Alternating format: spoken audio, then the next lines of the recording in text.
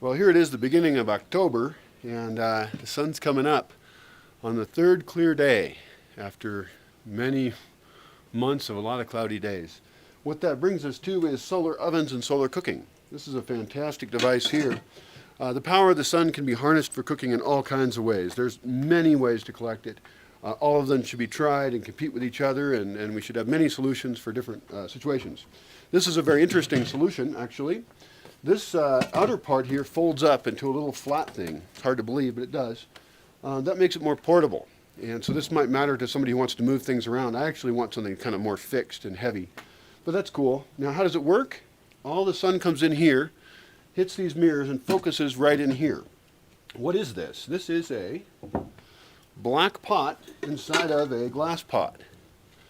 So this is called a hot pot, I believe.